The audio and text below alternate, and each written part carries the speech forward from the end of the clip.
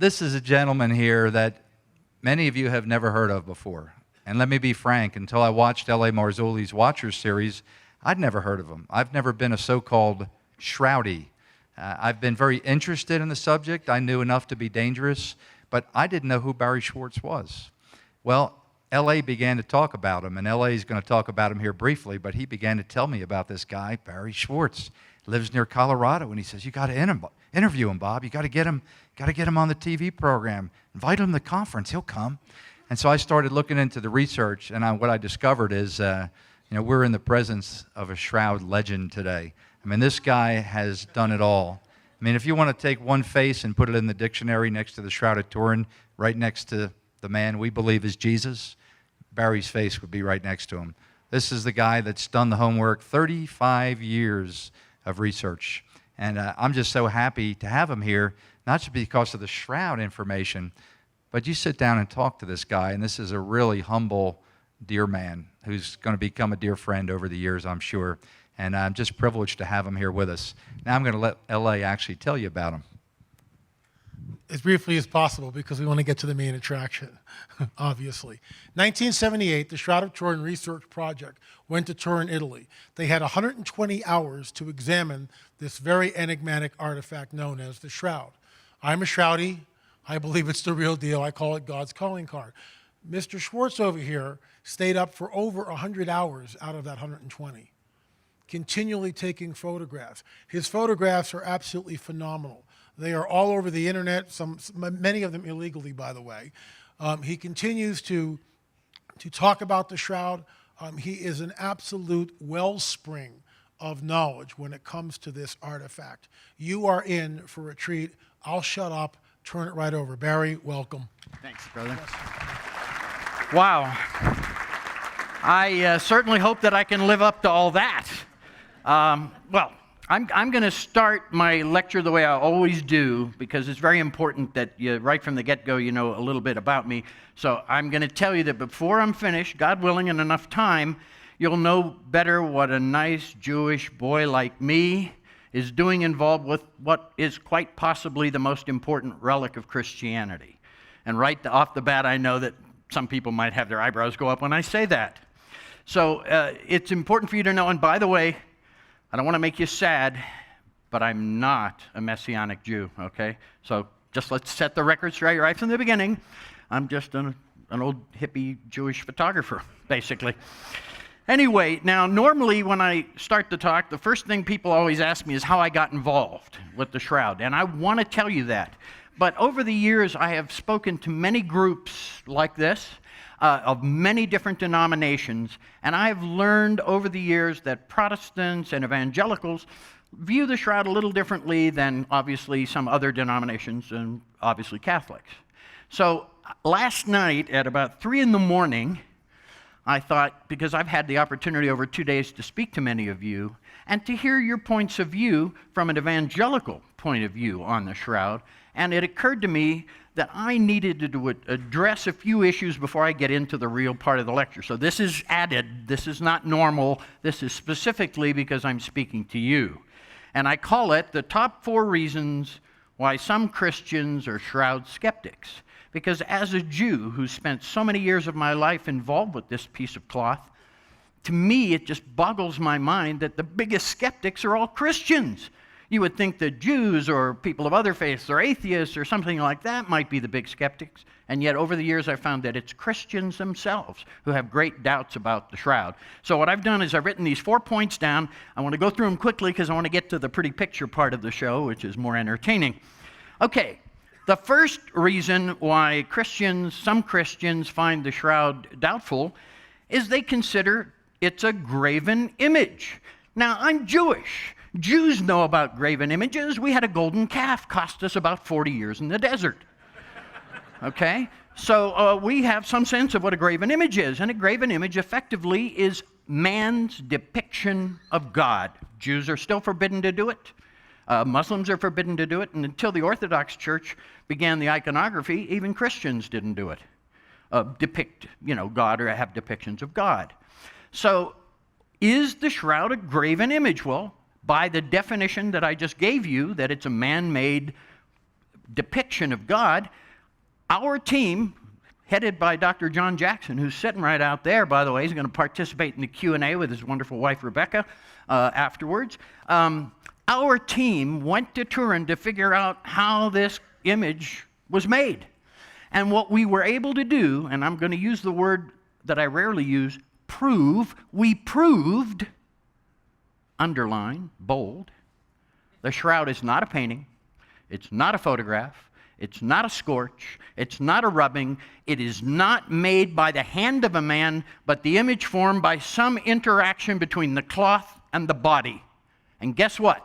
That eliminates any possibility of it being a graven image. That eliminates that, because a graven image would be an artwork. Okay? Really? Okay. Okay, now we're going to get to a more sensitive subject relevant to that same graven image. The other thing that many Christians tell me, well, that's a Catholic thing. See, I can say that. I'm a Jew, so I'm already in trouble here. I'm the token Jew. Well, actually, the real token Jew is there, and I'm the second one, okay? But it is, what most people don't know is everybody thinks it's been owned by the Catholic Church forever, huh? Wrong. 1985 is when it came into the possession of the Catholic Church legally, and it's not the institution of the church that owns it. It is the Holy See, the living Pope. When Pope Benedict retired and resigned, the new Pope, Pope Francis, became the legal owner of the shroud. It's been legally in the hands of the Catholic Church since 1985, and before that it was owned by the Savoy family for over 500 years, the ruling monarchy of Italy. Okay? So it's not a Catholic thing. And, you know, when you have something that verifies everything the Gospels tell us about what was done to Jesus, like a forensic crime scene in complete 100% scientific accuracy, folks, this is the real deal, and I'll show you why in a while. Okay, the other thing I hear from people is it said in the Gospels that there were two cloths, and the shroud is only one, so it can't be real. I don't know why people don't understand that, yes, there were two cloths, but over 2,000 years, there is the possibility they might have gotten separated. You know? Remember that the shroud violates two Jewish laws right from the beginning. It's got blood on it, it's supposed to stay in the tomb. Same with the second cloth, the face cloth. And by the way, to be clear, when they took him off the cross, they put this face cloth on him, and they took him to the tomb, and they removed the face cloth. There's no image on it, just blood and other fluids. Okay? And so that was kept in the tomb, like it says in the Gospels. Separate, folded separate from the other. But there, because Jewish law required it be buried with the body. Okay? So where did these linen strips come in? Well, you'll see in a bit, I'm going to show you how the cloth was wrapped around the body. You'll see that if you tried to move the body with the cloth wrapped around it that way, it would fall off. So they would use linen strips to bind the body within the shroud. The Jewish burials were not done like the Egyptian mummies, okay? So that is incorrect. And Rebecca's here, and you can ask her in the Q&A for more detailed information about Jewish burials, because she's very much an authority on that. So, there were two cloths, both mentioned in the Gospels. Both exist. The second cloth, the face cloth, is in Oviedo, Spain, documented back to the 6th century. Okay, then we get to the other thing that bothers people, long hair. Somebody said to me, oh, it says in the Gospels that long hair is a bad thing. Yeah, what Gospel does it say that in? Don't ask me, I'm not an expert. But it says it in a part of the Gospel that was written somewhere between 30 and 50 years after Jesus died. Okay? I think it was a letter from Paul, if I'm not mistaken, that talks about hair length. The Essenes all had long hair. All the Old Testament prophets had long hair. And so what if Jesus had long hair? That rule, and it wasn't really a rule, but that statement was made long after Jesus died, so the long hair doesn't apply to him. He was a Jew. He was not a Christian. So he followed Jewish law, and it was okay to have long hair. The other thing is the beard. Now, I just happen to have one of those too. And they talk about a plucked beard, and I've had people say to me, well, it says in the Gospels they plucked his beard, and this man's got a beard. It's got to be a fake. And my answer is, it didn't say they gave him a shave. It said they plucked his beard. Look at the image of the man of the shroud, and you'll see there's a V pulled out of the beard. Now, I happen to have one, and you know when I zip up my big jacket in the wintertime and I catch one little hair, in that zipper, I get tears in my eyes. It's so painful for one hair to get pulled.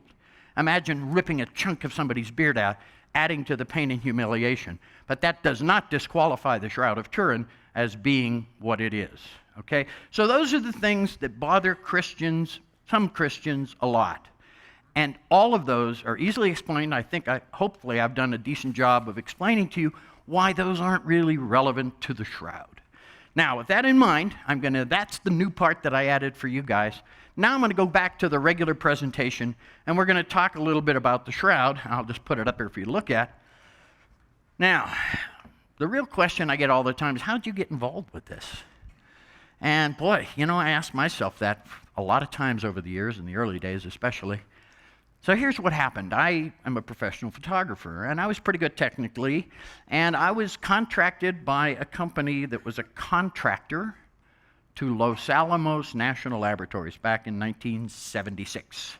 And we did a 7-month project where I was a photographic consultant to Los Alamos, and of course you know what Los Alamos is, so you can imagine that the subject matter of our project was atomic bombs, because that's what Los Alamos is famous for, and that's kind of what they do. Well, I'd love to tell you more about that, but then I'd have to kill you all, so we'll just leave it at that. At the end of that 7 months, I finished, and the gentleman I'd worked with, Don DeVan, I don't know, a few weeks later, called me up again. He said, "Barrie, what do you know about the Shroud of Turin?" And I laughed. I said, "But Don, I'm Jewish." And Don laughed, and he said, "So am I, remember?" Because Don was one of the other Jewish guys on our team. And he explained to me that John Jackson and Eric Jumper and Ken Stevenson and Don DeVan and Bill Modern all got together over at Sandia Laboratories, and they put an image of the Shroud of Turin into a device called a VP8 image analyzer, which I'll show you in a few minutes. And they determined that there's information encoded into the Shroud image that's effectively distance information, depth information, or topographical information. And that was enough to give John, who was born and raised in the Catholic faith, enough impetus to say, we should put a team together and we should see if we can get permission and go there and try and figure out how this image got on the cloth that has a property like no photograph or artwork could have. And so that moment became the catalyst for the creation of the STIRP team, which John was the founder of, and then Eric Jumper came along and others. So when Don DeVan asked me that question, he said, "So, do you want to be on this team?" I said, No, because I was uncomfortable. I said, "I don't want to get involved with this. This doesn't represent my beliefs." But I was really fascinated by that image property because he was an imaging guy, Don DeVan, and he was able to explain it to me in terms that I grasped, so it made me curious.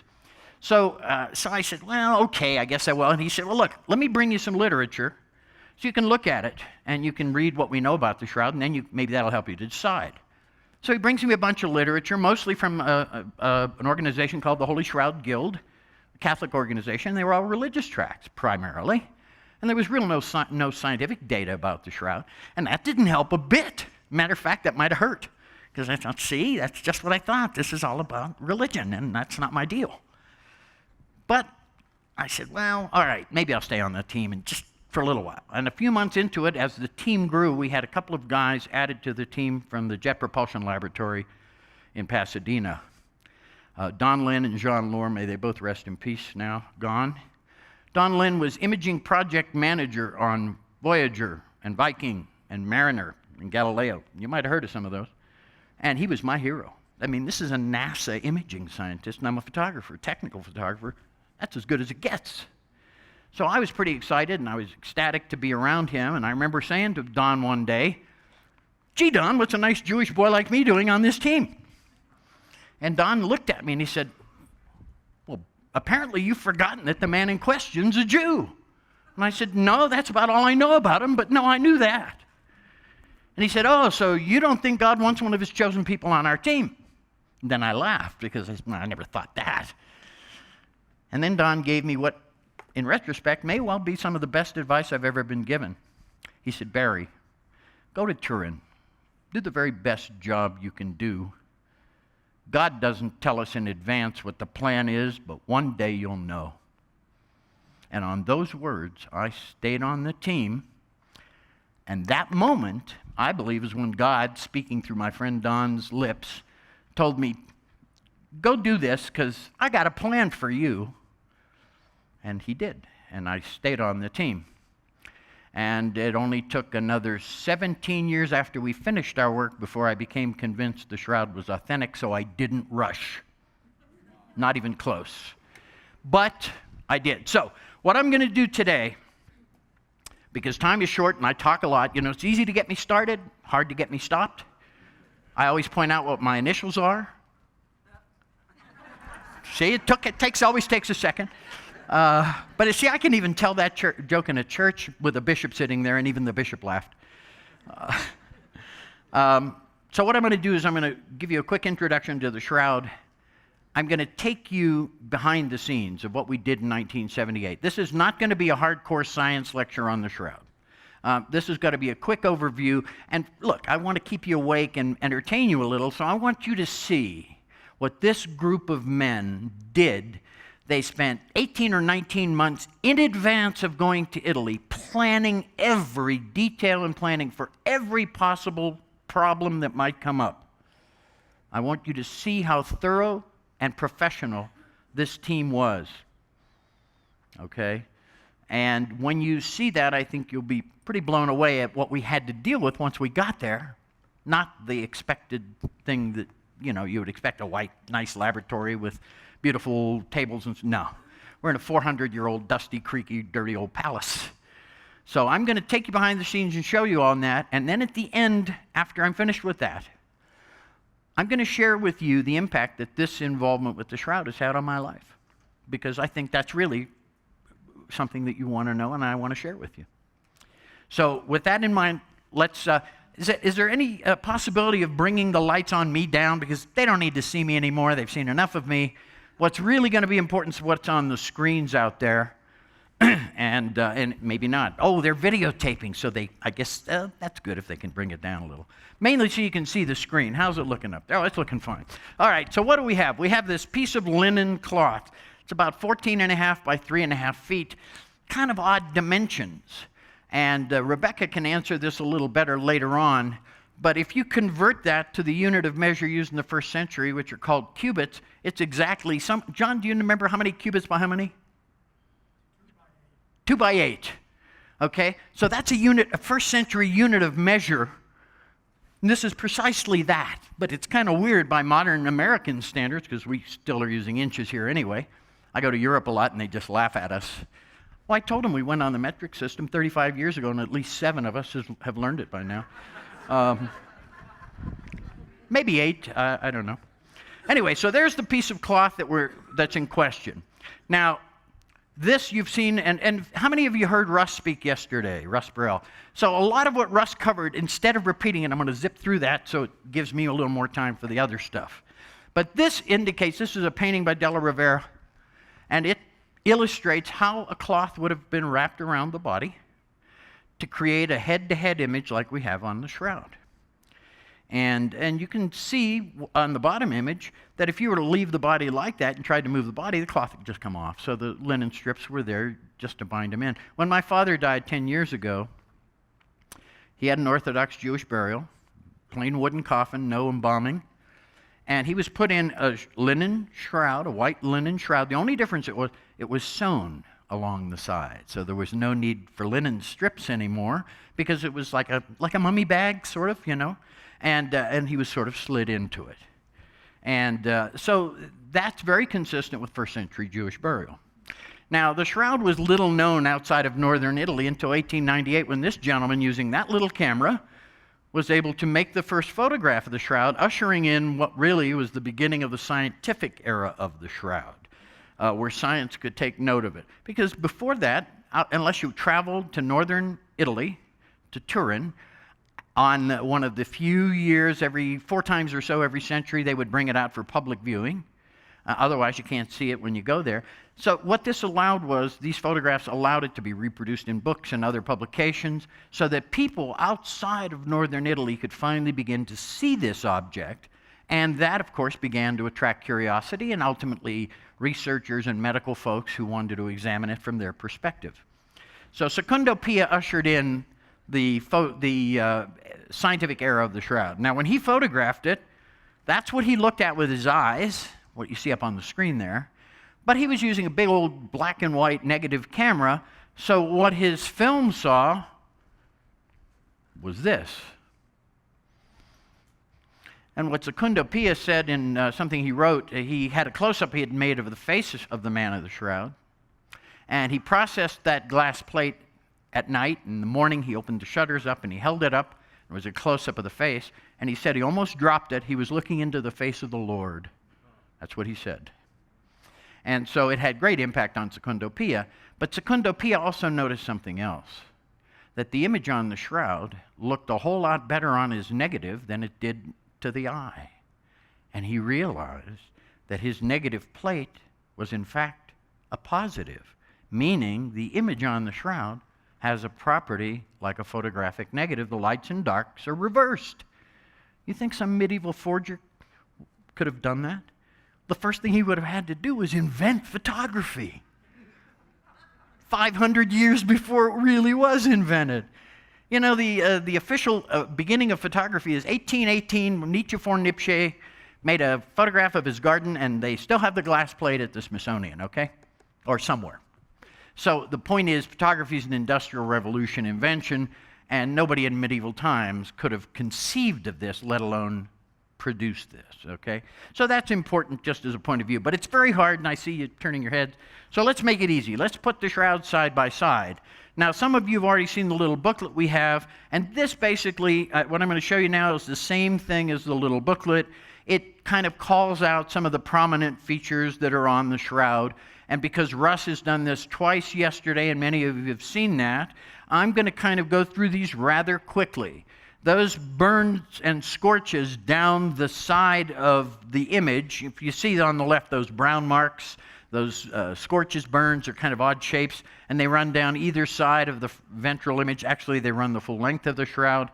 Those triangular things there are patches that were sewn in. Fire occurred in 1532, 1534. The poor Clare nuns fixed it, repaired it, sewed in patches, and to strengthen the whole cloth, because it had been weakened by the fire, they sewed a backing sheet onto it that was called the Holland cloth. Okay? And that gave it more strength. And so those marks make looking at the shroud very confusing to the uninitiated eye. Of course, it's a little easier on the right image there because the man sort of stands out from the background. That's a contrast-enhanced negative view.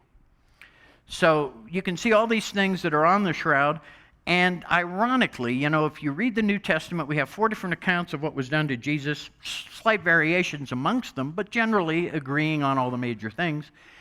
Everything on the shroud or in the Gospels is documented precisely on the shroud with forensic accuracy. Now, I was debating a well-known skeptic. I won't mention Joe Nichols' name. Well, he's an atheist, so I can mention his name. What's he going to do? He doesn't want to debate with me anymore because I know the science better than he does, and he can't accuse me of having a Christian bias, which is his normal attack. So anyway, Joe and I were having this debate, and he said, you know, Barrie, the shroud is just too perfect. It can't be real. So I said, oh, well, then if it were less perfect, Joe, then you'd accept it's authentic. And he said, of course not, which told me something. That once people have made up their minds, doesn't matter what evidence you present, doesn't matter. They've already decided. You know, I was in Vancouver, and a guy came up to me after my lecture, and he said, oh, Mr. Schwortz, that was a great lecture. He says, you know, but you'll never convince me. And I looked him right in the eye and said, what makes you think I care what you believe? And he gave me one of these wide-eyed, wide-mouthed, whoa. I said, you know, that's really between you and God. You should take it up with him. And that's the end of it. So I don't waste time messing with these folks. The facts are the facts, and my job is not to convince anybody of anything. I'm a Jew. I'm standing in front of a group of evangelicals. I'm supposed to tell you something about the Gospels? That doesn't make any sense. No, but I can tell you what I've learned because I've had to learn this because I do this, and I want to give people the truth. My job is easy. God said to me, you will tell people the truth about this piece of cloth. He didn't say go out and make up any story you can to convince people, because I would have failed at that miserably. But telling the truth is easy, because my mother taught me the truth at the end of a leather belt at age 5, so I learned it pretty quick. Well, she was from Poland, the old country. That's how they did it in those days. Now they'd probably arrest her, but it did impress upon me the importance of the truth. Let's look at the other half, and it's easier to have the man standing in front of you like this. And like I said, Russ has covered this. I'm not going to go through a whole lot of it, but everything that it tells us in the Gospels that was done to Jesus is here. You've got the spear wound. You've got the scourge marks, not only on the back, but also on the front of the body. You've got the blood flow from the spear wound actually pooling around to the back of the man. You can see that below the patches on the right side very easily, that white area, or that blood going across there, those blood stains. That's blood that's pulled around from the spear wound. What, some medieval forger would think of gravity and how that worked and how it would work? I mean, that's just nonsensical to think somebody did that. One of the things you do notice is there's a full footprint on the right side. You can see it would be the left foot on the right image there. That tells us something that if you lay on your back, you can't put your foot flat without bending your knees. So we know that knee is bent for sure, because that's the only human way that you can get your foot flat. And you can see an entire footprint there. So continuing on, now these are the scourge marks. There's a lot of debate in the Shroud world as to whether or not this man's body was washed, because in the Gospels it tells us there was not time for a proper preparation of the body. They were going to do that Sunday. And there's a debate raging within the Shroud pro-authenticity folks as to whether or not this is the case. Some people believe he was, some people believe he wasn't. We did learn through our research that the blood inhibits the image formation mechanism, and if this man were covered from head to toe with blood, as he may well have been at some point in time, if they hadn't washed him, we might not even see an image on the shroud. At least that's my opinion. But that doesn't mean everybody agrees to that. And one has to be aware of the fact that in the world of the shroud, it's a good thing agreement isn't necessary for friendship, or none of us would have any friends. Because even in the pro-authenticity side, there's debates raging constantly about various finer points of the shroud. But within that large group, there is no debate as to the veracity and the authenticity of the cloth.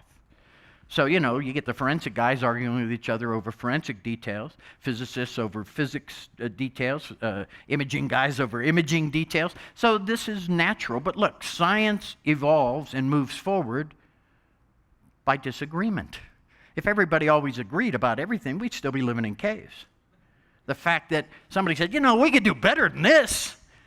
Somebody disagreed and found a way to make it better. So disagreement is essential to the scientific method, if you will. But obviously, it's nice when we can find points to agree on. And I'd say the majority of the shroud world does agree on the really important stuff, like this is Jesus.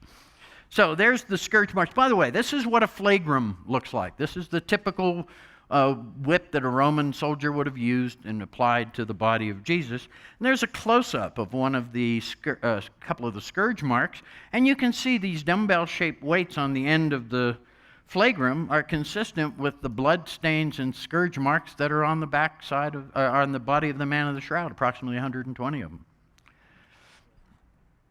Aha! Remember the VP8 image analyzer? I mentioned that to you before. That's that device that John and the other gentleman. And by the way, I want to clarify something in case you've heard it, that this VP8 was used by NASA to map the moon and the Mars. This particular device was at Sandia Laboratories, a sister laboratory to Los Alamos, also a weapons and explosives laboratory.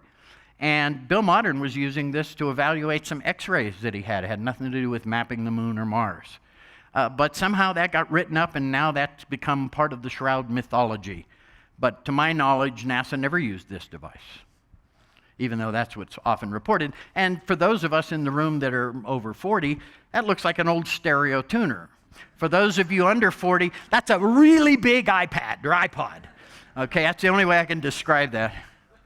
Well, it's really funny because I was lecturing to a young group one day, and I was talking about film and our cameras.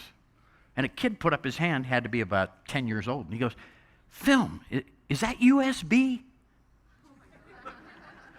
And I thought, oh boy, I really am getting old. And I feel really bad for Paul Simon. His song Kodachrome is going to be meaningless in a few more years. Nobody's going to even know what that means because Kodak discontinued it 4 years ago. Anyway, this is the device itself. And this is one of my photographs, but typical of the photographs that were put into this device. The input to the device was very simple. It was just a monochrome, black and white video camera. And the input was a photograph input, and the output was on a green screen raster display monitor, sort of an oscilloscope type of display. And it allowed you to turn up and down the gain of the image. And what the VP8 does is that it takes the lights and darks of the image and stretches them vertically based on density, effectively. Okay? And so if you put a normal photograph into a VP8, well, you get kind of a distorted, nonsensical looking thing. But you put the Shroud image in, you get the natural relief of a human form. That's the characteristic of the Shroud that Don DeVan explained to me. He said, Barrie, there's, and I'm going to use technical terms for a moment, hopefully not to confuse you. He said, there's a correlation between image density and cloth body distance. In other words, the closer the cloth was to the body where it was touching, for example, the image is most dark or dense. And as the distance increases, the image grows more faint proportionately, up to about 4 centimeters where it reaches extinction. So it's not really 3D, it's often called 3D. It's actually 4 centimeters depth on either side. It's topographic information. But if I had to do this and somebody plopped $1 million cash on this table, I wouldn't have a clue how to do that and create an image with those properties. I told you that normal photographs don't yield the same result. And when I was photographing, this is, by the way, this is real video footage shot off the screen of a real VP8. My friend Kevin Moran in Charlotte, North Carolina, allowed me to come down and keep him up all night one night while I made these videos. And I said, you know, Kevin, I'm going to tell my audiences that normal photographs do not have this same property as the Shroud, so I need a normal photograph. And I grabbed a picture of his grandkids off the wall. And I put it in the VP8, and here's the result. So let's look at the little boy on the left. Now look at his hair. And the best one to look at might perhaps be the bottom one. You can see that's being rotated. Look at the hair. His hair's going down into his head. Look at his nose and mouth. They're all at the same plane. They're all flat. His mouth, boy, his mouth looks like he's been to a really bad dentist. I don't know what to say. And the little kid on the right, well, you know, what can I possibly say about that? But as you can see, there's no natural proportion. The nose, the cheeks, the mouth are all sort of flattened or pushed in where they shouldn't be. It is not the natural relief of a human form. Normal photographs do not encode spatial or topographical information. So this is sort of the key principle or property of the Shroud itself that got my attention. And apparently it got John's attention because he started the STERP team, and this was sort of the catalyst for the whole thing.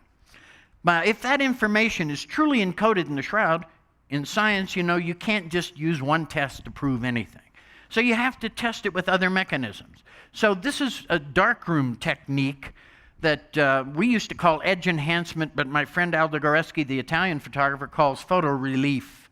And it's a darkroom technique that basically extracts the same information, if it's there, from the photograph. And because the VP8 only had 8 levels of gray, that's vector processor 8 bits, so it was rather coarse image because it only had 8 grayscale.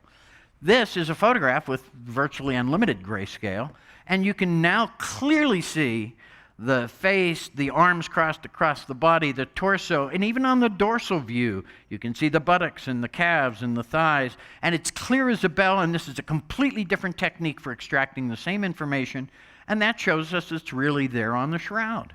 This is a part of the scientific method, is to do a different test to see if you get the same result.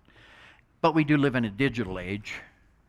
So this is Bryce digital software. They use it in Hollywood for animators use it to create topographical backgrounds in their animations, and it'll take and do a density stretch. In other words, take the lights and darks of the image, stretch them vertically proportionate to their lights and darks, and look what we get, another natural relief of the face. That information's truly there. We're not making it up, and nobody's fudging this. This is for real. This is encoded in the Shroud's image, and that was the property that got me the most, because no art artist, photographer, or hoaxer can do this. And look, over the last 35 years, I don't know how many efforts have been made by people to duplicate the shroud, often using my photographs as a reference, and they don't even come close to doing this. And they never capture this kind of information, and often their results look more like a cartoon than what we see, the refined image that we see of the man on the shroud. So, let's go back to our team. So for about 17, 18 months, we planned, we had meetings, we worked in small regional groups across the U.S. I was in the Santa Barbara group. That included the Brooks Institute guys, including me, and the guys from Jet Propulsion Labs. There was a group here in Colorado Springs. That was John and Eric and Ken and the others I may be missing. There was a group in Los Alamos, New Mexico, because a bunch of our guys were from Los Alamos National Labs and Sandia Labs, sister labs there. And there was an East Coast group as well. And a lot of our medical guys, Heller and Adler, were from the East Coast. So we worked in small regional groups. And remember when this was? This was the mid-'70s. To communicate, there was no email. There weren't even faxes, okay? Now, some of the guys that worked at the national laboratories, they had teletypes, but us mere mortals didn't. So it was all by correspondence or telephone. That's how we did this. So maybe that's why it took us 17 or 18 months, but you'll see the thoroughness of our preparation during that time. But we never met together as a full team during that development period until a month before we were to go to Turin. And here you can see John, as a matter of fact, with Don Lynn.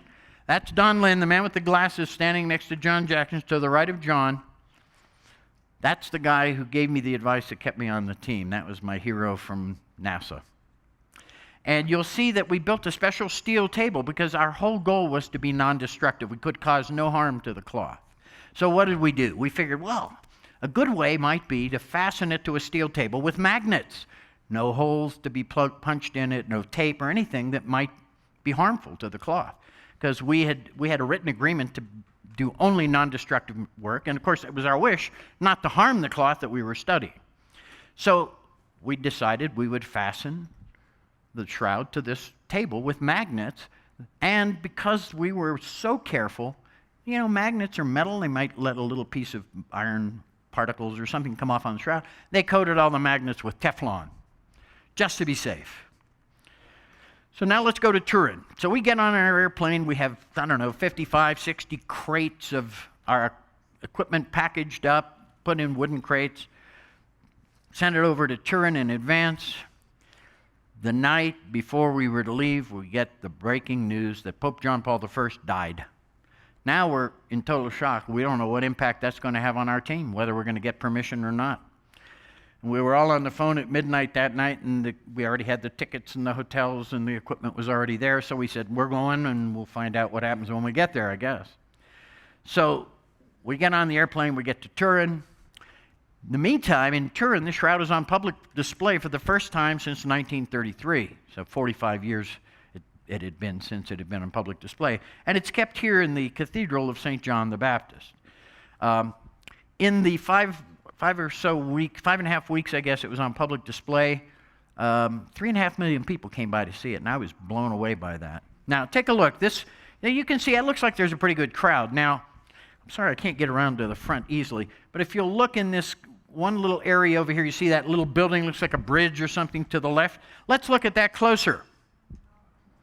Imagine standing in that line for 10 hours to get about a 2-minute look at the shroud, which is basically what they allowed.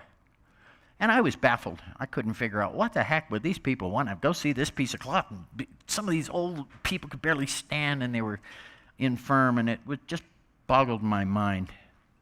I couldn't understand why people were so interested in a piece of cloth.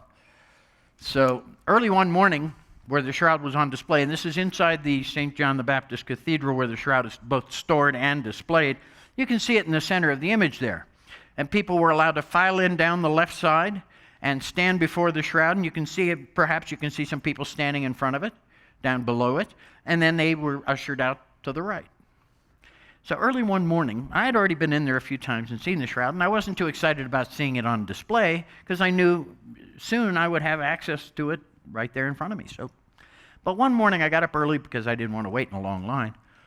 And I probably did something very weird, which isn't that unusual for me. But anyway, I went into the cathedral, and I got up front. Instead of standing and looking up at the shroud like everybody else, I turned around and I looked into the faces of those people looking up on the shroud. And I think that was the next time that God reached down and smacked me upside the head and said, hey, you better take this a little more seriously. This may not mean anything to you, but look in their faces. Look how important this is to them. So by the time I exited the cathedral that morning, my attitude had been changed. It's funny how God works, you know? He sneaks it up on you, you know? He just kind of sneaks it in there, and suddenly you've got this realization.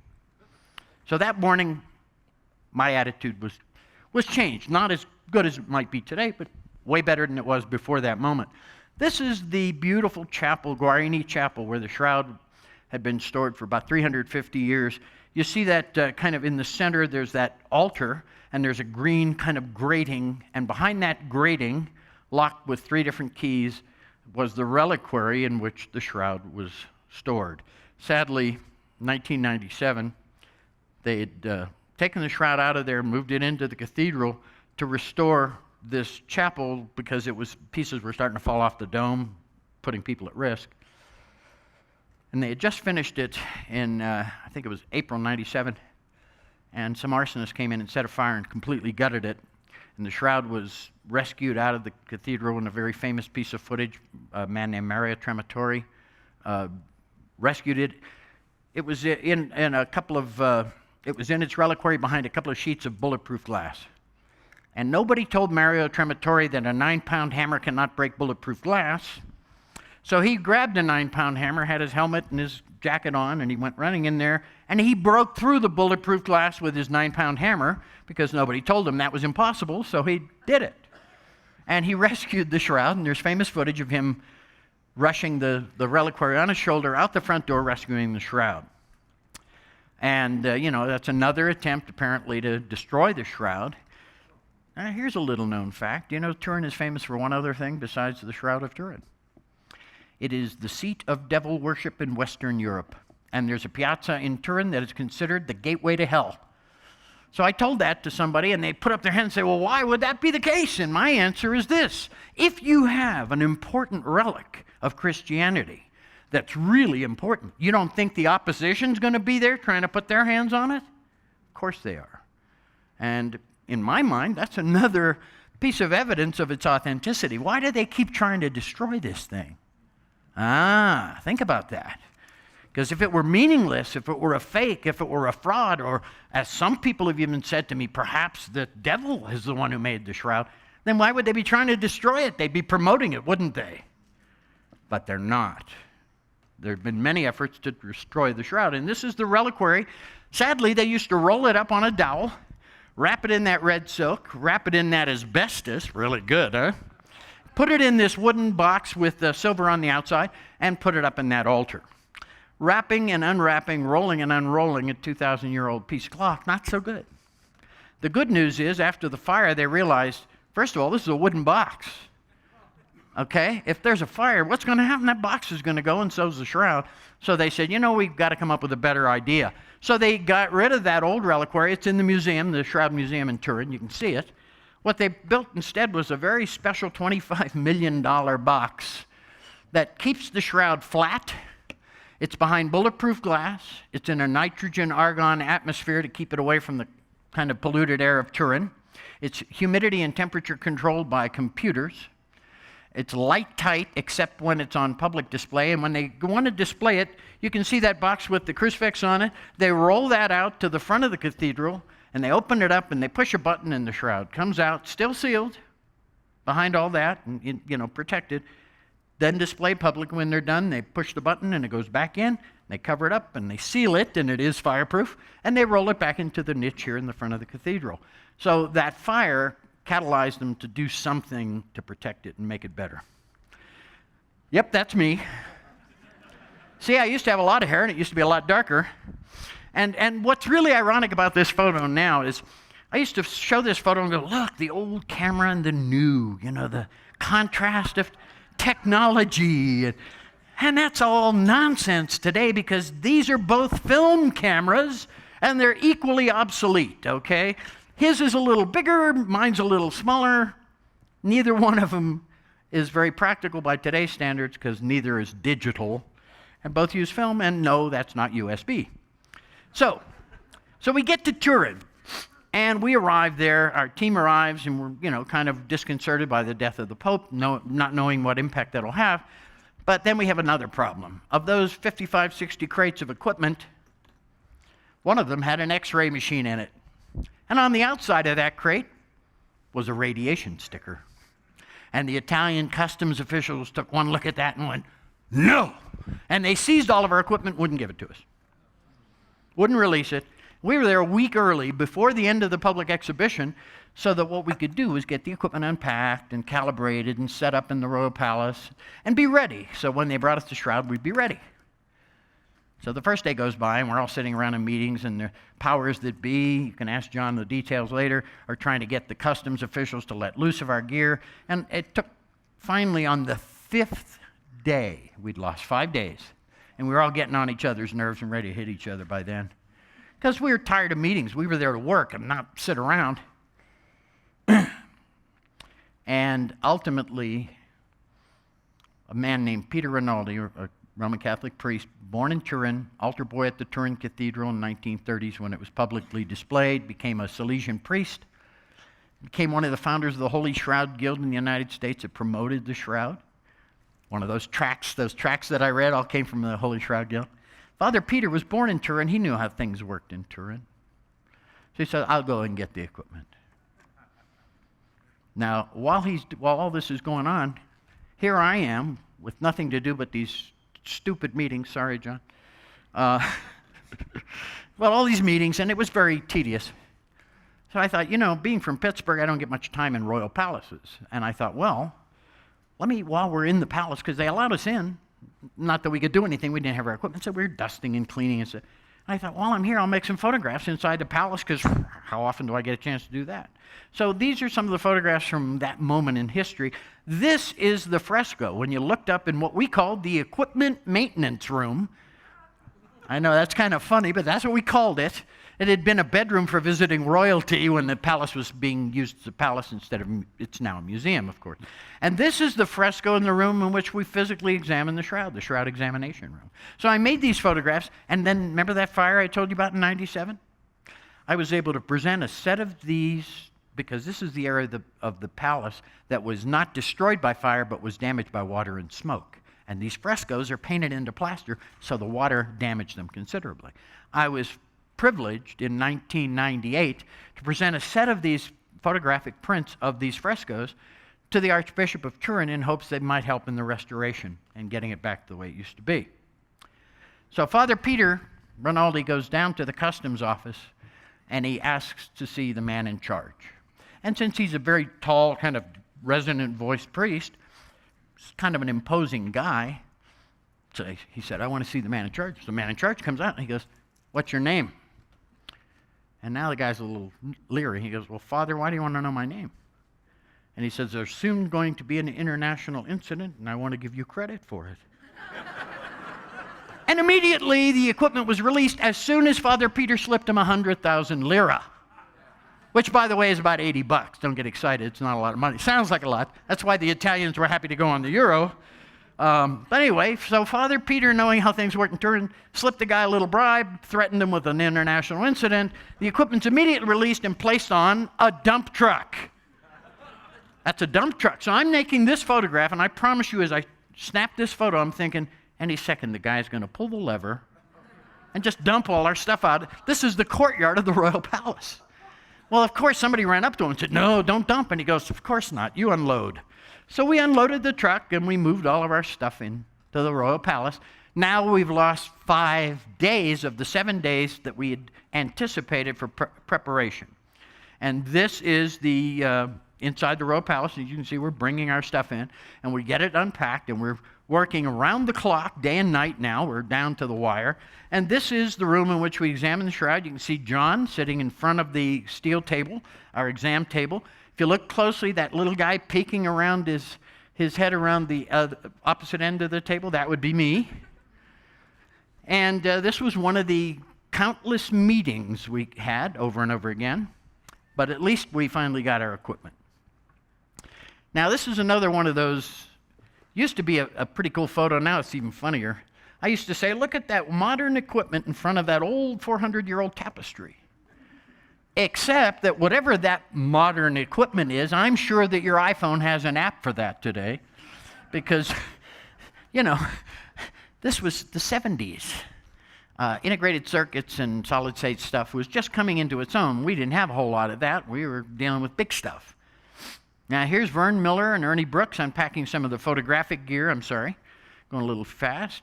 And this is the equipment maintenance room. You knew that. Take a look at the hoses. Oh, notice the parquet wooden floors. And when you walked on them, they creaked and they groaned and they moved. And in 1978, they still had traffic routed in front of the palace, right next to the building. So every time a big truck or a bus went by, the whole building shook, dust came down, and the whole building. And, you know, that's not so good when you're doing long exposure photographs or x-rays or stuff like that. Notice the hoses, the garden hoses, running through the middle of the photograph. They're running through the equipment maintenance room, and at the far right back of the equipment maintenance room was the door into the exam room where we examine the shroud. Oh, why do we have these garden hoses? Well, one piece of equipment needed water. I guess it had a water jacket of some sort. Well, the problem was there was no water nearby. The nearest one, I'm standing in the doorway looking into the equipment maintenance room, and there's a hallway to my left, and way down at the end of that hall is a bathroom.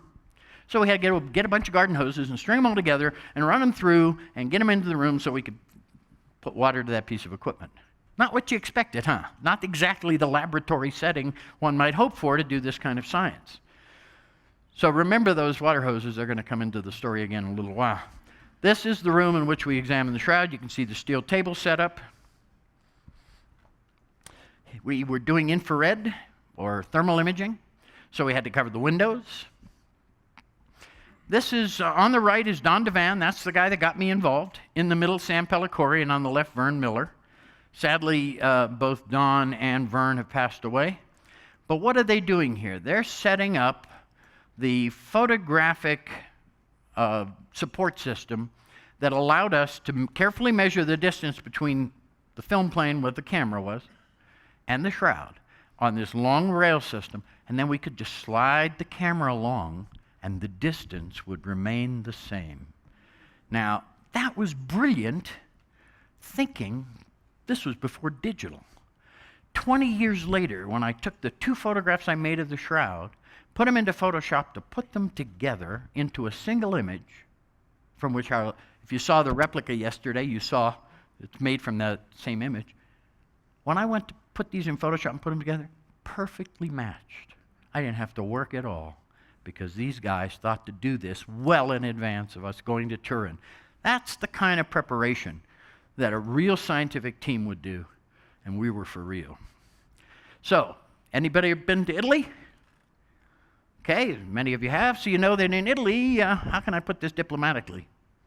Well, why be diplomatic? Let's just be honest. Nothing's ever on time in Italy, okay? Because when we were there was a strike on the rails, so that the Rapido train was only 2 hours late.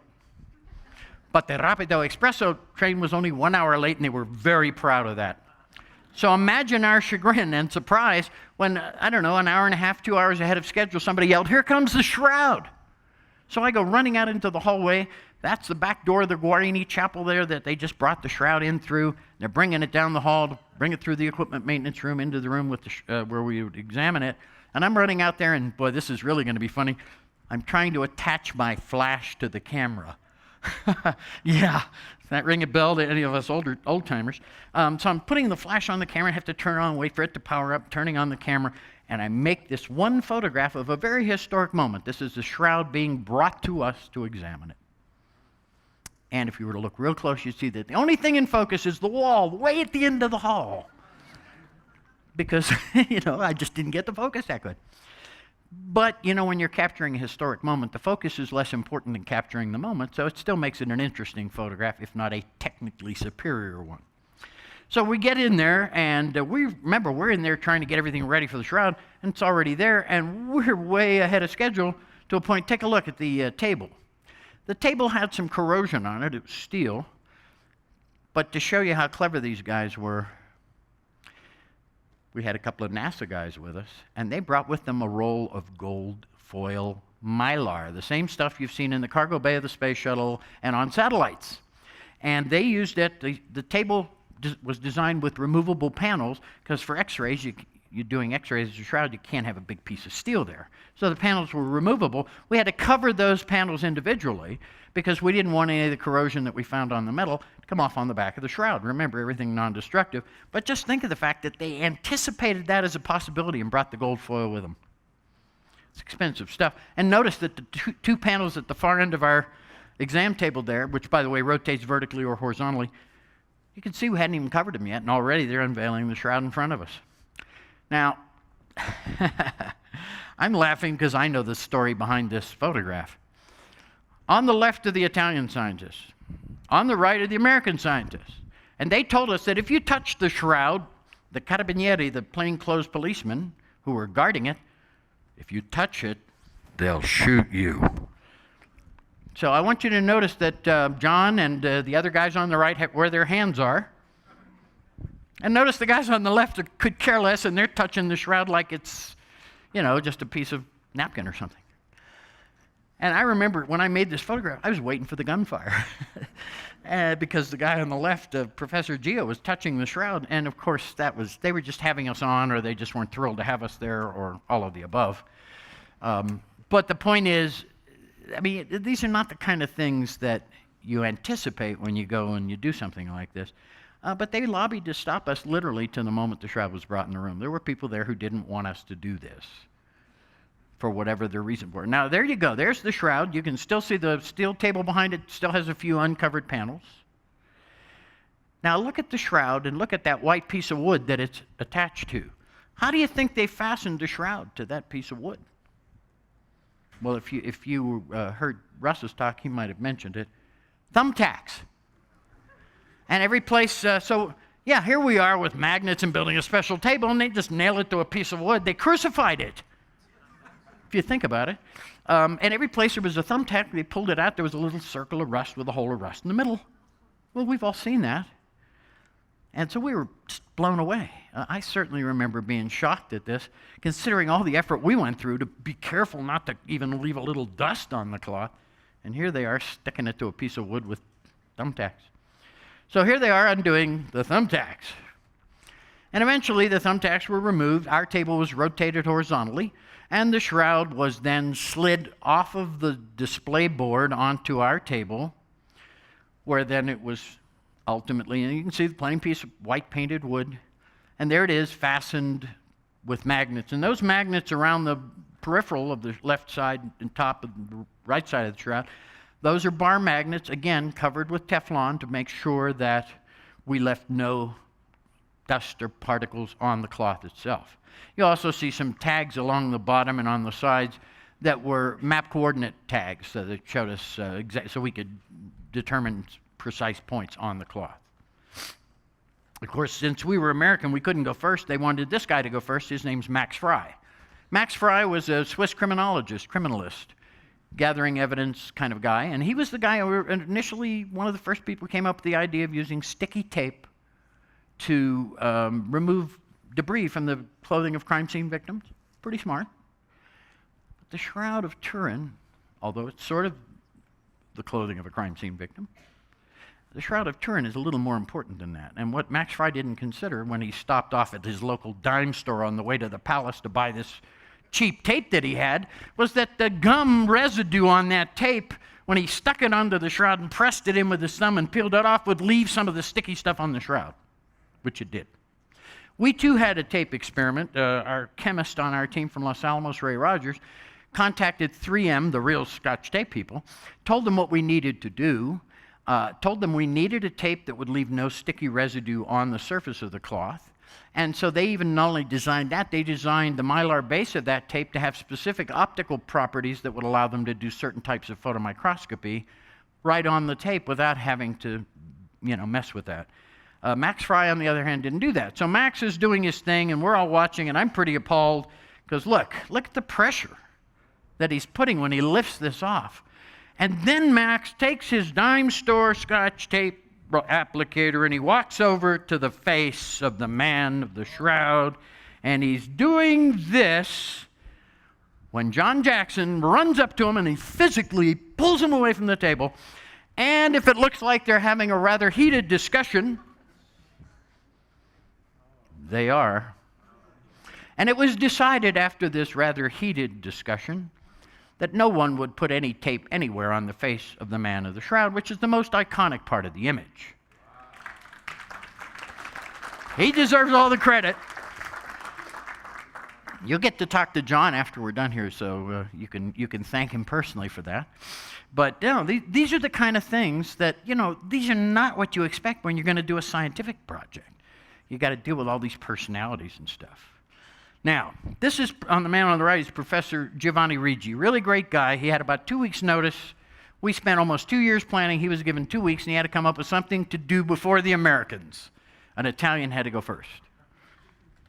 So Professor Rigi, being a clever guy, gets the idea that he will unstitch that backing sheet that the poor Claire sewed onto the back of the shroud in one area and insert an endoscopic camera or a vacuum nozzle, a special vacuum, and either vacuum some debris or look at the backside of the shroud. That's pretty brilliant. That's a really clever thing. So, but it's simple and it's not expensive. So here they are separating the shroud from its backing cloth. Now I'm making this photo realizing that in a few seconds we're going to get the first look at the backside of the Shroud of Turin in 450 years. So I went running around to the other side of the table just in time to make what is probably the best known photograph I made in 1978. You've probably all seen this. That is literally the precise moment of the first look at the backside of the shroud in 450 years. That's Ray Rogers and John Jackson and Professor Rigi. So this is a very historic moment for what we did. Now, why am I showing you this? Well, I don't know if she took a vow of silence or just didn't want to talk to us. But I really felt bad for this woman, this nun, because I could see the fear and the stress in her face as she watched the Americans and these scientists all pulling and prodding the shroud. And I just felt so bad for her. And I looked over and I thought, I wonder what she's thinking. But I made this photograph. So I'm sharing that with you because there was a human thing that doesn't often carry through when you read about the science of the shroud. These are real people doing real people stuff. So those are her hands. She's removing a few fibers. Not for us, for the Italians. And there's Rigi and his assistant, Gabriele Parati, and they're about to separate the shroud from the backing cloth. They made a little brass bridge, is all I could call it, that will hold the cloths apart, so then it'd be easier to insert the endoscopic camera or the vacuum. And there's the vacuum system, and of course it's not the kind of vacuum you use at the house. It's a lab vacuum. And in the handpiece of this vacuum are sterile filters so that whatever debris he vacuumed up would stay within the filters. And he had a different filter for each area that he vacuumed. Problem was, when you vacuum between two cloths, whatever the loose debris is, you're not really certain where it came from. Did it come from the shroud? Did it come from the backing cloth? Was it trapped between the two cloths for some other reason? So not a whole lot came from the vacuum detritus that Professor Rigi got, but it was a very good idea. The better idea was the idea of using an endoscopic camera. Now, his endoscopic camera could see a circle 10 centimeters in diameter. So Rigi, realizing that, well, how am I going to know really what I'm looking at from underneath? Well, he said, I'll make a grid out of string. These are 10 centimeters square. So now he could lay that, and you can see in the middle, that's the famous epsilon or number 3 bloodstain of the forehead. And when he turned on his focusing light and centered it underneath, now he knew exactly what he was looking at. Now think how clever and simple and brilliant that is. And when this moment occurred, when he passed that light through the cloth, we all looked and we learned something new at that moment that we hadn't yet been able to really know before. And what did we learn? We learned that the blood soaked into the cloth, adding density, and when light passed through there, that added density would show up as a darker area. Now, if in fact the shroud were a painting, as so many people say it is, if it were painted and we photographed the entire shroud with transmitted light, we should see the paint and we'd be done and we can go home and that's the end of it. So Eric Jumper, the cohort of John, the co-founder of our team, said to me at this moment, he said, Barrie, before we're finished, we're going to find a time slot. You need to photograph the entire shroud with transmitted light, which a day or two later I did. So what do we see here? Well, take a look. You can see all the scorches and blood stains and burns and water stains. You can see the patches. You can see places that are unpatched where there are holes. What don't you see? You don't see the image, folks, because there was nothing added to the shroud to make the image. It's not a painting. And this was the first real hard evidence that we had that demonstrates that. Here's something to give you perspective. There's the shroud. All you see are all the things that did, in fact, add density. The blood naturally would, and the different densities in the scorched areas or the patched areas, but no image visible with transmitted light. So this was the first really kind of important thing that we may have learned among the many things that we learned about the shroud while we were there. Now, at this point, because of time, I'm going to zip through this next part pretty quick. Not only that, you don't really want me to talk about infrared reflection spectroscopy, because if I start doing that, you will go to sleep. And my goal is to at least keep you awake until I'm finished. Then you can go to sleep if you'd like. So what I've done is I'm showing you the instruments, and I'm showing you the tests that those instruments perform. So I can give you an overview of some of the things that we brought with us and planned in advance that helped us create, in the scientific literature, the definitive, peer-reviewed database of knowledge of the shroud that exists. That was really the result of our work.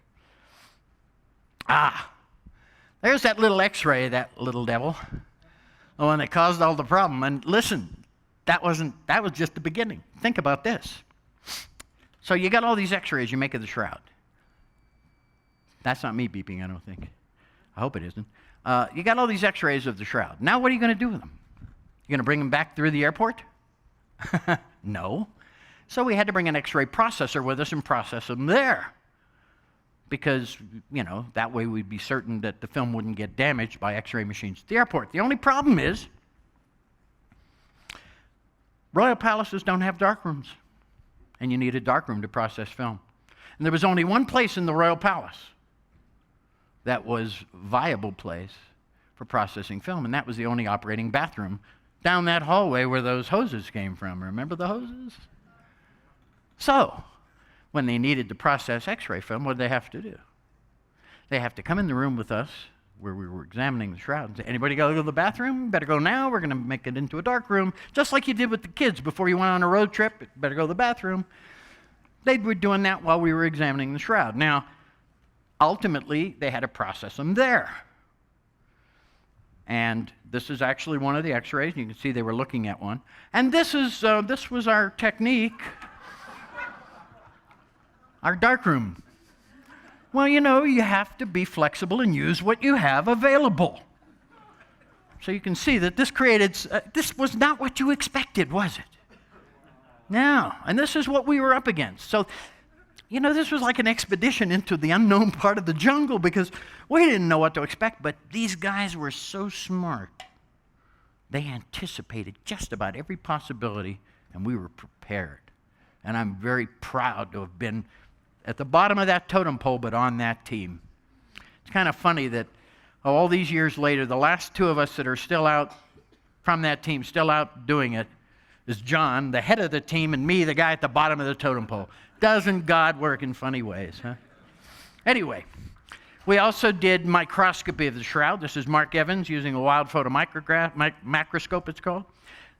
This is a close-up of one of the blood stains. Now, one of the things that kept me from accepting the shroud's authenticity was the fact that blood's still red. Old blood's supposed to turn black or brown. And so that really was a stumbling block for me. And it wasn't until 1995, 17 years after we finished our examination, that I was on the phone with Dr. Alan Adler, blood chemist on our team, expert, and I brought this up to Al. I said, gee, Al, I got a problem. Blood's still red. Nobody's explained why it's still red. Al said to me, Barrie, you know, when I did the blood chemistry, I found a very high content of bilirubin, which is manufactured by the bloodstream, particularly with somebody who's tortured over a long period of time, given no water, goes into a couple of different kinds of shock, the body starts kicking out bilirubin into the bloodstream, and Al found a lot of high content of bilirubin in his blood samples of the Shroud. So he said to me, Barrie, that's because of the way they tortured Jesus, that's sort of a direct forensic effect on his blood. So that was enough for me at that moment in time to accept that, and I had to believe Al because he was Jewish. I'm just testing you to see if you're awake. But no, he was the real expert on blood. And so that was sort of the thing that broke the camel's back for me, and in '95 I became convinced the Shroud was authentic. It took me all that time. I didn't rush. Interestingly enough, I got a phone call shortly after I had that conversation with Al. I got a phone call from a friend who said, hey, Barrie, you know that Shroud thing you're involved with? And I said, yeah, I know that Shroud thing I'm involved with. He says, well, you know, it turns out that's nothing else but a photo made by Leonardo da Vinci. I thought he was kidding. I mean, I laughed. I thought, oh, that's funny. Because I'm not a great historian, but I know the Shroud was being publicly displayed 100 years before Leonardo was born. He was a good artist, but he wasn't that good. And so I was a little taken aback by this, and I said to my friend, well, I realized he was being serious. I said, where did you get that information? And he said, well, you know, my wife and I were checking out at the grocery store. There it was on one of the tabloids, and I had an epiphany. It was then, that was another moment where God reached down and gave me a smack upside the head. Because at that moment in time, while I'm sitting at the desk having that conversation, there was a manila folder, and I wrote 4 words: consider building a website. And that was God, my opinion, saying, okay, you're getting there now, Barrie. Now I'm going to reveal. Why did it take 17 years for me to become convinced of the Shroud's authenticity? Why didn't I think to ask Al Adler that question 17 years earlier? I've been asked that, and I have no idea, but then it came to me. I wasn't very humble when I was a young man, and God knew that. He knows what's in my heart, and He knew that I was not ready to get up and do this kind of thing because it would not be for the right reasons. So I had to wait until I had seasoned a bit, and God looked in my heart and said, okay, now you're ready. And then the idea of the website got placed in my brain. And that was in late '95, and on January 21st, 1996, Shroud.com went online. Shroud, somebody even said, how'd you get the name Shroud.com? It was available. It was easy, it was available. Yeah, there was nothing about the Shroud of Turin on the internet at that time. So, and now, you know, we're #1 on all the search engines. Somebody made a big deal, said, Barrie, you know, you're #1 on Google. I said, you know, we're 5 years older than Google.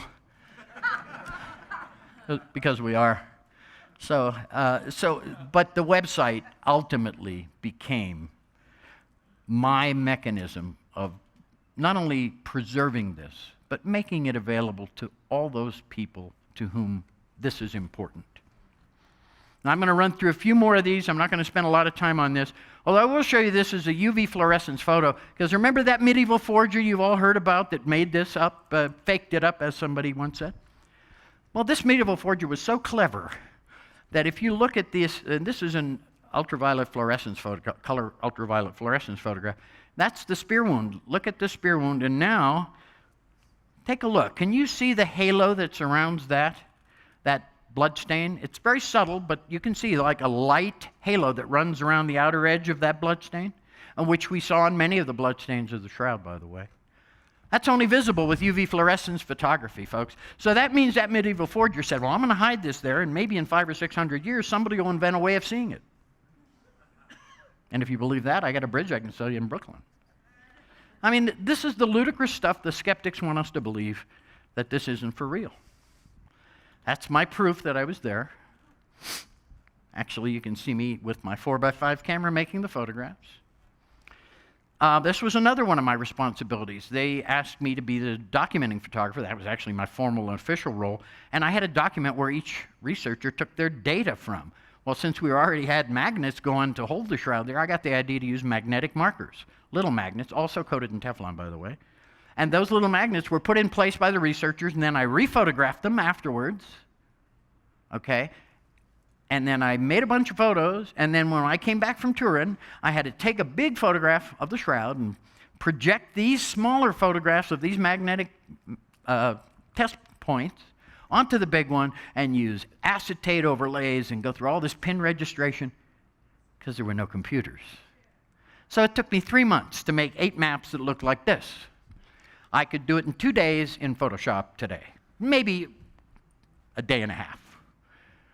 But that was the limitation of what we did. But this paper was published in the IEEE journal. It's a set of maps, ventral dorsal, of I believe 4 or 5 of the experiments. That were not every experiment, but most of the experiments. I told you that we also had our own tape. Ray Rogers, the man on the left, and Bob Dinner on the right, the 2 men responsible for this, not only did they go to 3M and make special tape up that wouldn't harm the cloth, they also designed a torque applicator that would allow them to control the amount of pressure they put on the shroud when they applied the tape, making it much safer for the shroud, so that when they peeled it off, they didn't do what you saw Max doing, peeling the shroud up like that. When Ray passed away, he actually left me his stuff, and I have that applicator, so that's a very fascinating thing. It is stainless steel, and it's a torque applicator. It's got a torque scale on it, and you can apply a certain amount of pressure like you do with a torque wrench when you're tightening the head on your automobile. And Ray also understood that if he stuck the tape down onto just glass slides, that whatever debris might have been picked up in the gum of the tape would get pressed deep into the gum. So he had special well slides built that are basically cut out so that only the very edges of the tape are touching, and the surface of the tape is about, a couple of millimeters off the surface of the glass or plex that he used. All this was thought of before we ever left. Every bit of this was planned in advance. And we had a computer. And you can see on the screen, that's what it did. Unfortunately, it didn't do anything else. I felt really bad for Bob Ewing, this guy. And what's really interesting, that's an IMSI 8080. Anybody know what that is? Well, first of all, it's a kit. He had to build this. Second of all, you see there's no keyboard. He had to have a separate terminal. And that red and black thing in the foreground, that is an 8-inch floppy disk. And no, that's not USB either, okay? And I felt terrible for Bob because it never worked, and it only did that, and he spent 5 days and nights just trying hard to do something. But I have to be honest with you. My wristwatch is more powerful than that computer. Speaking of which, that 8080 chip, you know those little stick-on clocks with the magnet on the back? You can put them on the fridge, and when the battery dies, throw it away and buy another one for 50 cents. That's an 8080 chip. That was what was in here. So, conclusions. Well, I'm just going to let you read this one. This is taken directly from the summary of the STURP's final report. Remember what we went there for? We went there to determine how the image was formed. And in a sense, we failed, because we can only come back and tell you what it's not. It's not a painting, not a photograph, not a score, it's not a rubbing. But we have no idea, at least at this moment in time, what mechanism can create an image with these chemical and physical properties, and every attempt made by every skeptic or even non-skeptics to duplicate that image, no one's even come close. Now, so I built this website, and I put it online, and I'm feeling pretty pleased that I finally figured out what to do with all the stuff I'd accumulated over those 20 years and all the photographs that I'd made. And I realized the best thing to do would be to get it out there where the public can have it, have access to it, free, no ads on Shroud.com. I paid for it for the first 14 years out of my own pocket. Now we're a nonprofit, so contributions help us now. But this is my respect for who this man is, because remember, he's one of our boys, too, okay? So it comes down to, what impact does this have on my life? Well, I put the website up, and within a year, I was getting a new question. people stopped asking me about the cloth because I'd put all the information up. They could find that on the web. The new question was, what do you believe? And they were not talking about the shroud anymore. They were asking me about my faith. Now, that's a whole different ballgame. I walked away from Judaism at age 13. I had my bar mitzvah. I didn't like the institutional things that I saw. I saw hypocrisy. That was probably the thing that bothered me the most. In large institutions, the older and larger they get, the more they have a tendency to fall away from the tenets upon which they're founded. So I walked away from Judaism, and I'm not excluding anybody, okay? I'm painting with the broadest brush possible, so I'm not pointing at any particular denomination. I'm just saying in general, that never connected for me. But I was raised in an Orthodox Jewish home. My parents were both born in Poland. My grandparents lived with us. It was sort of like Fiddler on the Roof, without the fiddle, okay? And being there, God was part of everything every day.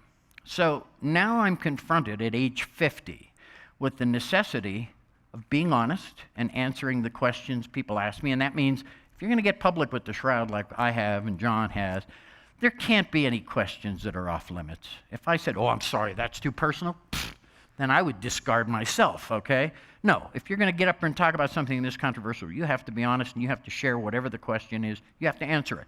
So there I am trying to figure out what do I believe. And I'm age 50, and God hadn't been a part of my life since I was a kid. I hadn't even thought about God. God was not a part of my life, not even for a moment. Never even considered it. And now at age 50, I'm forced to confront this whole faith issue, and I have to be honest and I have to be public. So I sat myself down, and for the first time as an adult, I looked in my own heart. I mean, really looked in my own heart. And nobody was more surprised than I was to find God had been there all along, just waiting for me to acknowledge him. And when I looked, he was there. And how many Jews can say that their faith in God was restored by the Shroud of Turin?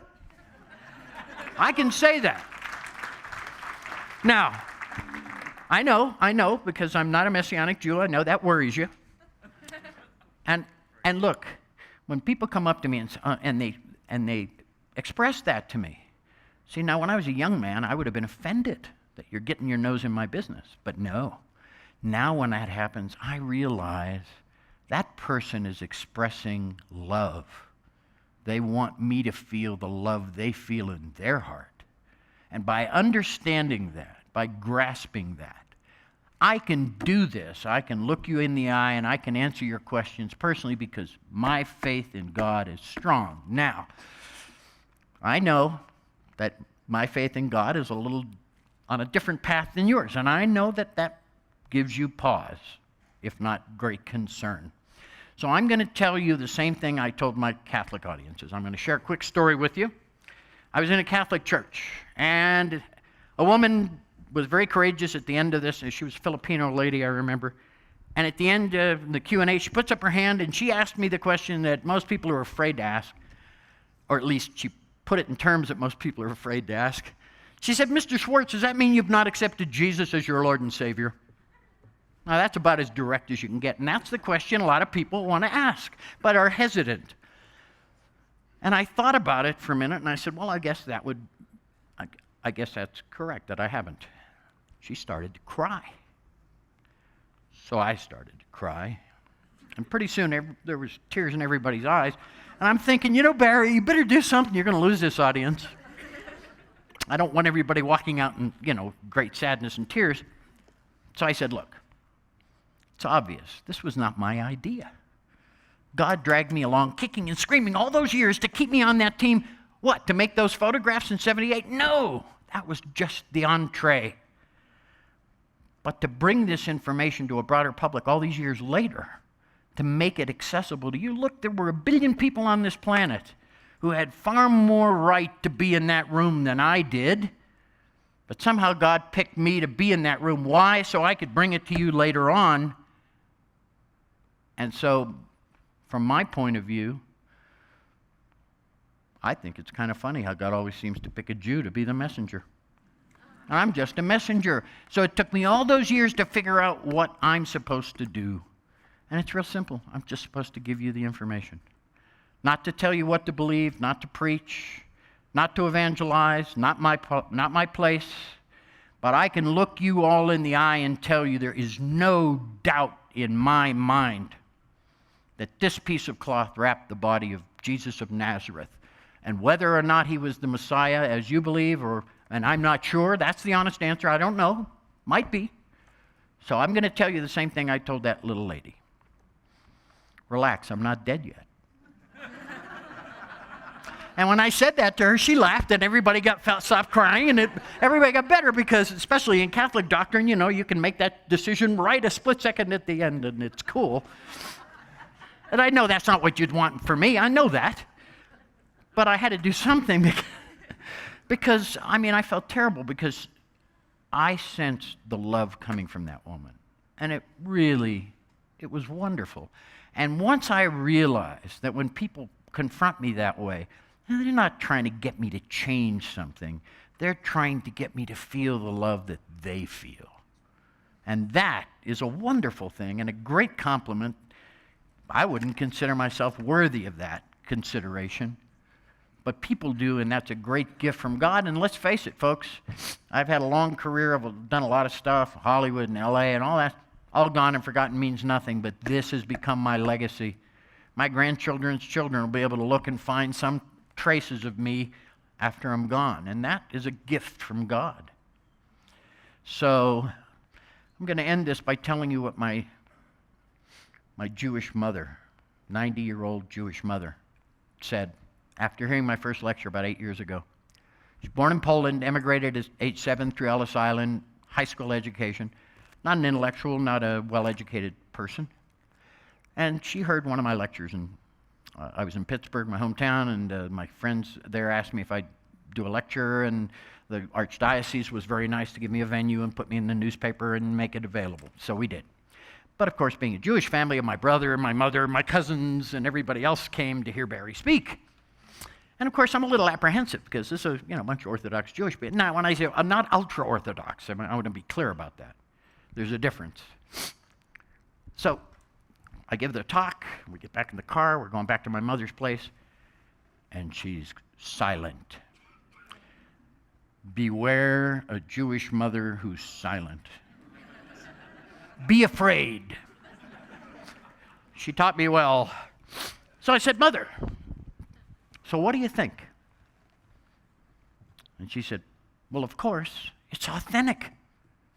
Boom! That was like a shock. I said, well, what makes you say that? Because I was curious why she would say that, having only heard one lecture. And she looked at me, and then she got Jewish mother on me. Barrie, in that condescending tone of voice Jewish mothers, any mother knows how to use. She said, Barrie, he wouldn't have kept it for 2,000 years if it belonged to anybody else. Nobody'd care. Had to belong to Jesus. Why would they have kept it otherwise? And I laughed. I thought, wow, that's cute. But then as I reflected on what she said, I realized what a brilliant observation that really is. This is a burial shroud. What are we doing with a burial shroud? Where do they normally wind up? Around a body, decaying with the body in the tomb. We have a burial shroud of a dead man, absolutely no doubt, matching everything the Gospels tell us was done to Jesus. And it says in the Gospels he was separated from that cloth. They say 3 days, but folks, take a look at the real timeline. That's 3 Jewish days on the calendar, 36 hours. Friday evening, Sunday morning. No signs of corruption, as it says in the Gospels. There's no sign of liquefaction or decay of the man of the shroud. Don't you think it's amazing that we have a burial shroud? Now, why doesn't the Gospels tell us anything about this other than to mention it sort of in passing? Yes, there's a burial shroud and the face cloth folded separate from the rest. How about the fact that it breaks 2 Jewish laws? It's got blood on it, it's supposed to be in the tomb, and it's got an image on it, a violation of Jewish law. In those first couple of centuries, the iconoclasts were looking for any kind of Christian relics to destroy them. And can you imagine if the disciples came running out of the tomb going, look what we found? They might have been the next ones on the cross, and the cloth would have been destroyed. So they had to keep this a secret. It had to be stashed away and hidden for a long time. And the first evidence we have that I've been able to find, I'm not a historian, this is not my art history, it's not my expertise, but the earliest depiction of Jesus that I've found in my studies is 285 AD in the Comitia catacombs of Rome. And it's Jesus with the split beard looking like the man of the shroud. And then there's a period of time again where he goes back to looking, being depicted like a Roman emperor, you know, bald with a little circlet. And then I think, what is it, the 5th century, 6th century, we start seeing iconography. And then the Orthodox Church gets into iconography big time. And I'm not going to go into details because you can find that on shroud.com and in many books on the shroud. The point simply is, all the evidence points to the authenticity of the shroud, except for one thing which we're not going to talk about during my talk because it would make my talk another hour, which you really don't want me to do, so I won't. All the evidence aside from the carbon dating, and there's a great dispute going on still in the world of the shroud about the carbon dating. So my standard of what I consider valid as far as the carbon dating goes, what's appeared in peer-reviewed scientific literature. I mean, you have to have some standard as a basis for what you want to accept or reject. And so because of the STIRP team always getting their work into peer-reviewed literature, making it valid and valuable and credible, my basis for belief is that the sample site that was chosen did not represent the main body of the shroud cloth. Why? Some people believe it was rewoven, perhaps, or repaired. Other people have other theories. There is no complete agreement on this.